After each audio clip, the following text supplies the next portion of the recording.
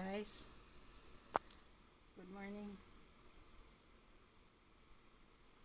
Yan. Kagigising ko lang. Medyo gutom na ako. Kasi late na rin ako nagising kanina. Kagabi kasi hinintay ko yung sister ko si Beck na galing sa Bicol. May padala kasi galing sa Bicol yung parents ko. Kasi gusto kong kumain ng mga galing doon na hindi ko nadala dahil nung galing ako doon, eroplano, hindi kami nakapagdala ng madami kasi mabigat at saka ibabayad pa namin. So, syempre galing kami ng bakasyon, naubos na ang budget. Kaya, hindi kami nagdala. Hindi allowed sa eroplano yung sobrang dami din kasi limitado yung nila baggage, although pwede naman ibayad kaso nga wala na akong budget. So kagabi dumating siya ng mga around 1 o'clock before 2 a.m. kasi may dala siyang isang box ng kung ano-ano actually, kasi ni-request ko talaga sa kanila yon na padalhan ako kasi anyway, sa van naman siya Hindi naman masyadong limitado yung bitbitin doon. Sa Antipolo siya tumuloy, pero yung van na sinakyan niya, pinadaan niya dito, and I instructed her to do that para ma-drop by itong mga pagkain na pinadala ko at ni-request from Bicol. So, andito, actually gutom na ako, kaya bibilisan ko lang ito guys. Lulutuin ko kasi yung dinala sa akin na mga pagkain. At una kong lulutuin ngayong umaga yung ito nga pala muna yung mga dinala sa akin. Dinala sa akin ng galing sa Bicol ni Beck, yung sister ko. Unang-una dyan ay yung walis. Actually, ito yung hindi ko nadala. Iniwan ko bago ako pumunta dito sa Manila. Kasama yan sa pinadala ko sa kanya. Ngayon, ito na yung box. Ito yung box na nilagyan ng mga food. Yung mga food na pinadala sa akin. Ito yung mga yon. Yung pili. May nagregalo kasi sa akin. Niregaluhan ako pagdating ko doon noong nagbakasyon ako doon. May nagdala. Shout out nga pala kay Michelle. Si Michelle yung taga-Banaw namin na don't know, family friend namin noon. Hindi ko alam kung kamag-anak pa namin siya or what. Basta natuwa siya sa akin at binigyan niya ako nito. Ayoko sanang dalhin na. Hindi ko nga siya talaga dinala from Bicol kasi mabigat. So, salamat at ipinadala siya ulit ng papa ko para madala sa akin at makain ko. Actually, struggle ang pagkain niyan kasi bibiyakin ko pa yan isa-isa. Anyways, salamat po Ate Michelle. Salamat sa iyo sa binigay mo. Isa yan sa mga nandito sa box na dinala ng sister ko kaninang madaling araw. Tapos ito naman, ito yung lemongrass. Madami nitong tanim doon sa baba ng kubo ko, yung tinirahan kong kubo nung nagbakasyon ako. Yan, nakalimutan ko kasi magdala, kaya ni-request ko uli sa kanila. Yan, dami niyan. Sino gusto guys? Gusto nyo? Tapos ito pa. Ito yung mga galing sa farm ni Papa actually. Ito yung ube. Yan ube. Tapos meron pa siyang isang malaking ube. Sarap na itong iginatan mamaya or bukas magluluto ako. Yan. Sarap niyan. Natikman ko to kasi nagginatan kami nung nandoon ako sa Bicol eh. Sarap. Tapos, yan, tatlo yan eh. Tapos ito pa. Isa pa to sa mga tanim ni Papa sa farm. Ito yung gabi. Napakasarap. Napakasarap niyang ginatan. O kaya ilagay mo sa sinigang na pork or ribs or beef. Napakasarap niya. Yan. Galing lahat yan sa farm. Sa farm ni Papa na kanyang inaalagaan tuwing everyday na lang. Pagising niya, wala siya ibang pinupuntahan kundi ang kanyang farm. Tapos, maliban dyan, meron pa siyang pinadala. Ito yung gustong gusto ko. Ito yung almusalin ko actually ngayon. Lutuin ko na after nitong video. Ito yung corn. Malagkit ito eh. Malagkit siya. Kaya ang sarap. Ang sarap niyan. Isang beses lang ako actually nakaano kasi nung pagdating yung pagdating ko ng December 22, ano pa lang siya, bubot pa lang siya. Hindi pa siya pwedeng anihin or ilaga. Kasi medyo matagal ako doon. 2 weeks ako sa Bicol. So in that span of time, nagkaroon na ng bunga at saka ito na yung naging produkto niya as of yesterday kasi kahapon lang nila ito pinitas eh. Kaya ayan, ano na siya, full force na pwede na siyang kain. Actually nagluto ako nito, may video ako na nagluto ako nito. Hindi actually, prepare ko lang siya. Yung sister ko si Raquel lang naggisa at nagluto kasi napagod na ako actually sa pag-prepare niyan. Yung tinanggal ko siya sa yung gitna, kinuha ko lang yung talagang mga bits ng corn. So ito ngayon ng breakfast and lunch ko siguro kasi madami, ako lang naman ang kakain eh. Kasi kailangan mong ilaga ito kasi pag tumagal titigas siya at saka tatabang. So as of this time, good pa to kasi manamis-namis pa yan, good as bagong pitas pa yan. Kaya ilalaga ko na siya ngayon para makain ko ng yung tamis pa niya na dapat makuha natin para masarap. Masarap talaga yan kasi bagong pitas at galing sa farm ni Papa. So, may isa pang pinadala nila, love na love talaga ako nila. Ito, yung kurakding. Alam nyo ba yung kurakding? Ito yung mushroom na galing sa mga puno na natumba na siya. Yung natuyo na siya tapos umulan. Yun. Yung kahoy na yun nagkaroon ng mga tubo, which is ito yun. Kinukuha sa puno para magulay ba. Masarap itong gulay na to. Ang hinahalo actually dito, it's either lubi-lubi. May video ako na nanguha ako ng lubi-lubi. Follow mo ako dyan guys, tingnan nyo yung mga videos ko nakalagay dun sa mga thumbnails, makikita mo yung kung paano ako nanguha ng lubi-lubi. Yan, isa yan sa masarap na kahalo nito at saka it's either yung munggo beans, red munggo beans, yung yung green pa, yung hindi pa natuyo. Tapos pangatlo, pwede rin yung malunggay. Malunggay is napakasarap na itong kahalo. Ginataan ha. Actually sa Bicol halos ginataan ang mga menu. Masarap naman talaga kapag gataang yung ulam. Tapos lalagyan mo siya ng yung sinugba na tulingan, inihaw na tulingan ba? O kaya anything na isda na pwede mong, pero the best talaga dito yung yung tulingan na inihaw na sinugba. Yan, ganyan, masarap yan. Sobrang sarap, as in. Kasi nagluto din kami niyan nung nandoon ako nung bakasyon.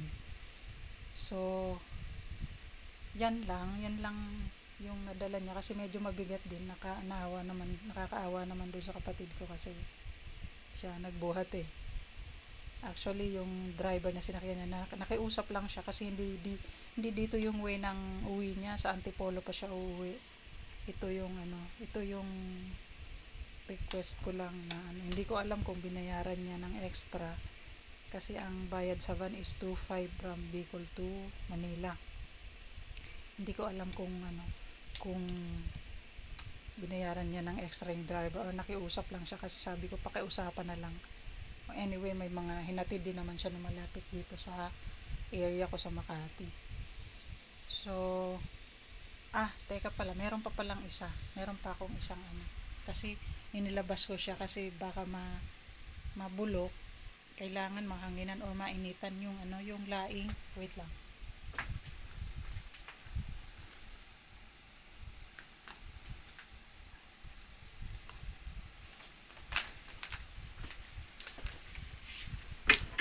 Ito siya.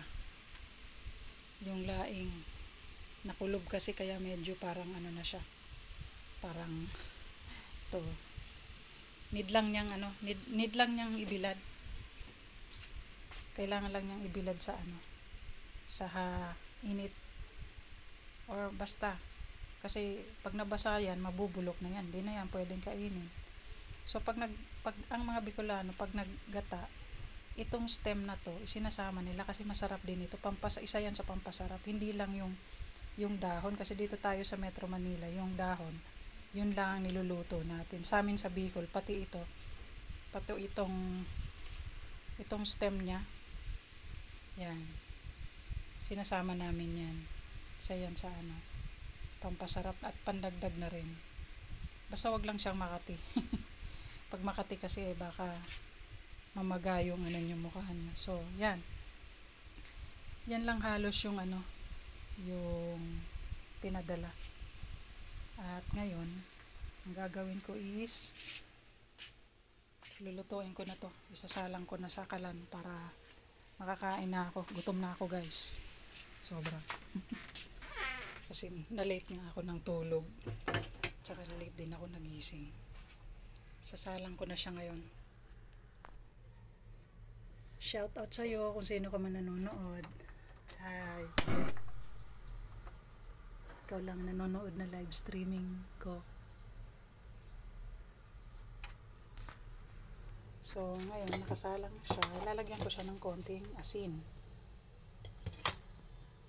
Actually, hindi siya masasarap kaya tatanggalin ko tong tatlo. Lutuin ko na lang siya later on. Kailangan siya nakasara eh.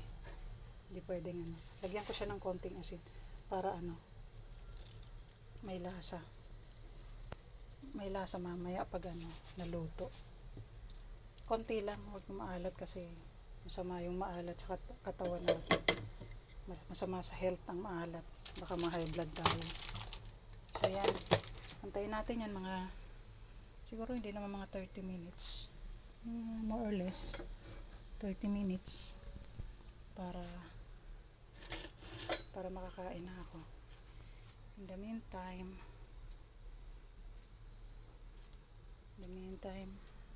balik tayo dun sa mga kalat. Ililigpit ko na to para mamaya walang kalat dito kasi maliit lang itong condo ko, guys. Actually, napakadumi. Kasi nga nagbakasyon ako ng 2 weeks, diba? Yan. Dumi ang kalat. Ang dami ko liligpitin. Kasi hindi pa ako nakakabawi ng rest. Kaya the past few days, nung Thursday pumasok na ako. Tapos hindi ko na to naligpit. So mamaya pag may time ako magliligpit siguro to, pero in the meantime ito muna ang kakainin ko kasi gutom na ako sobra. Nagugutom na ako. Late na kasi ako nagising. So yan lang kayo, guys. At antayin ko yung niluluto kong mais. Sarap talaga na itong gulay na to. Sarap nitong kurakding. Ang kurakding. Haha.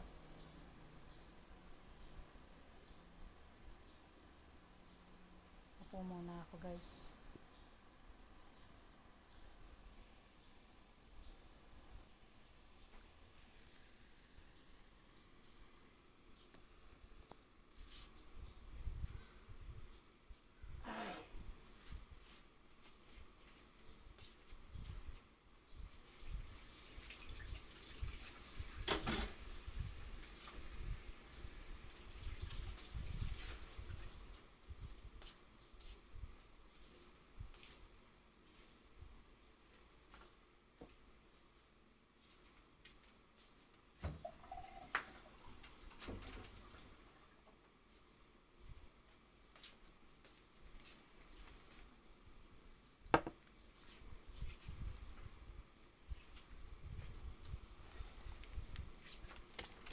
Balik ko muna to sa labas guys, sa bintana, kasi kailangan itong mabilat.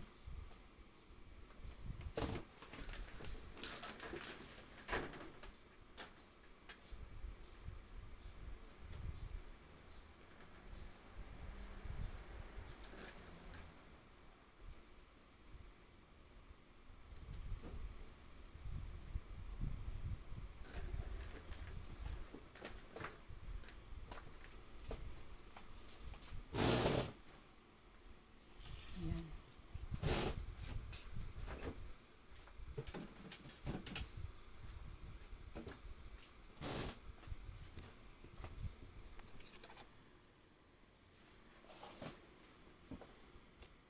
Kain muna tayo. Kain muna ako ng release ko, panawid gutom ba? Paano ba? Ganyan. Sobrang gutom na kasi talaga ako. Need ko ng supplyan ng aking stomach. At baka bumababa na yung aking sugar.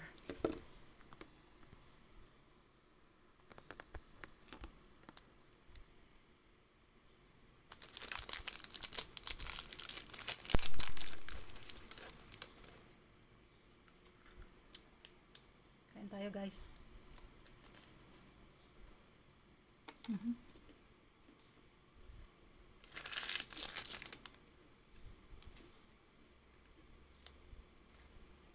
Hello. Gusto kayo? Ano almusal nyo?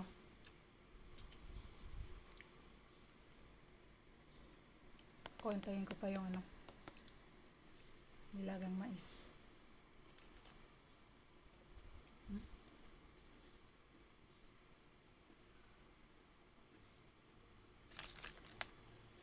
Kain muna ako nito kasi sobrang gutom ko na eh.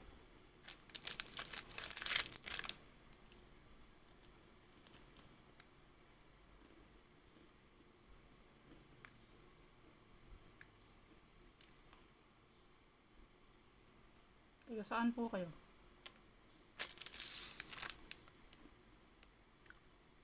Thank you sa pagtsatsaga.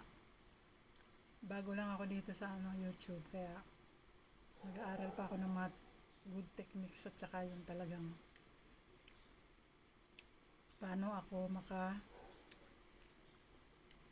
makakuha ng madaming subscribers, which is kailangan ng 1,000. Actually, na-late na ako dapat noon ko pa ginawa kasi ito eh. Kasi especially during nung pandemic, walang ginagawa. So boring. Siguro alam nyo yung nagka-pandemic tayo and almost 9 months wala tayong ginawa kundi mag-self quarantine sa kung saan man tayong sa bahay or nasa probinsya. Pero sana by that time nasa probinsya na lang ako kasi mas masarap doon. Free lahat. I mean, yung food dito kasi sa Manila, pag wala kang trabaho o wala kang kita mo, maraming ang nawalan ng trabaho dahil maraming nag-close, maraming naging pulubi, maraming nawalan ng trabaho. Ako naman medyo stable yung job ko, kaya kahit nasa bahay lang sumasahod pa rin, kaya walang problema. Pero if given a chance na ganun ang nangyari, I will just stay in province sa amin sa Bicol para kasama ko pa yung pamilya ko, kasi mag-isa lang ako dito sa condo, kaya wala akong kasama. Nag-TV lang, tutuplok-tuplok ng cellphone kung ano-ano, may ka-chat. Wala naman masabi kasi pare-pareho lang naman nasa bahay, di ba? So, ayun. Ganun talaga ang buhay. Pero okay lang. Siguro, ganun talaga ang plano ng may kapal sa akin. Kaya ngayon, nag-umpisa ako. Kaya nandito ako ngayon sa YouTube. Eto, nagte-test. Actually, pang ilang beses. Pang 3 times ko pa lang actually ito na live streaming. At meron akong isang loyal fan dyan. Shoutout sa'yo. Kung sino ka man. Hello. Sana madagdagan ka in the next live streaming na gagawin ko, di ba? Thank you. God bless and stay safe ka dyan, ha? Kain tayo.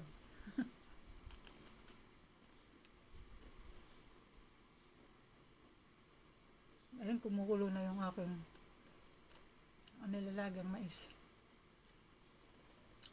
Ang oras na ba? It's almost 10. Siguro mga 10:30 kakain na ako nun. Ikaw ba? Ano almusal mo?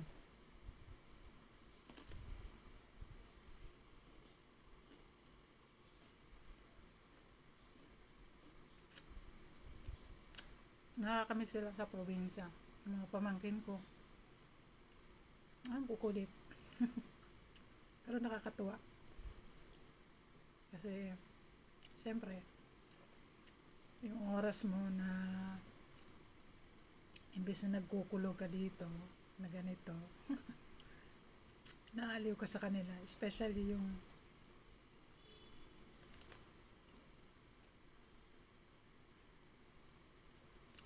latest kong pamangkin si Cheska. Kakatuwang bata.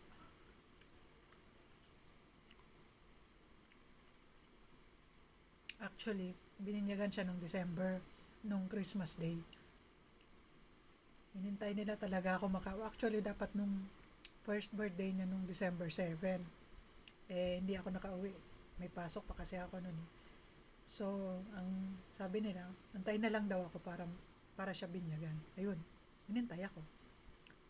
Umuwi ako ng December 22. Ayun, kaya neto lang siya nabinyagan. Isinabay na yung handaan syempre sa Pasko at saka yung kanyang christening. Ayun. Kaya, ayun. Kabibinyag lang niya. At nakakatawa siyang bata. Tuwan-tuwa ang mga pinsan, pamangkin, saka yung mga kapatid ko. Kasi siya lang yung pinaka-baby, pinaka-latest na baby sa family. Maliban dun sa apo ko na magti 3 years old yata ngayong April. Si April Marie. Yan, lahat ng family ko makikita nyo sa mga upload na video ko dito sa YouTube. Makilala nyo sila isa-isa. Mga makukulit.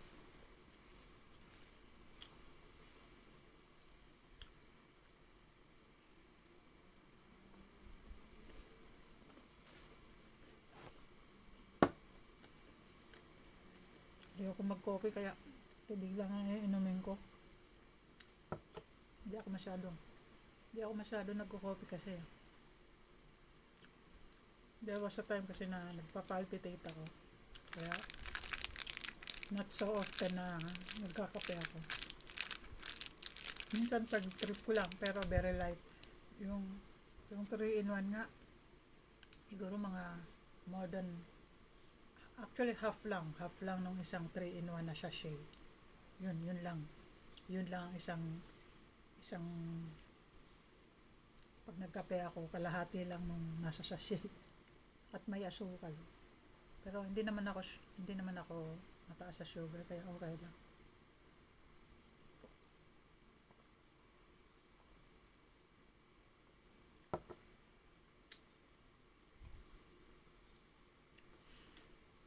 So, see you later. Medyo matagal pang maluto at saka magliligpit din muna ako dito sa condo. Madaming basura eh. See you later. Bye na muna. Bye. See you.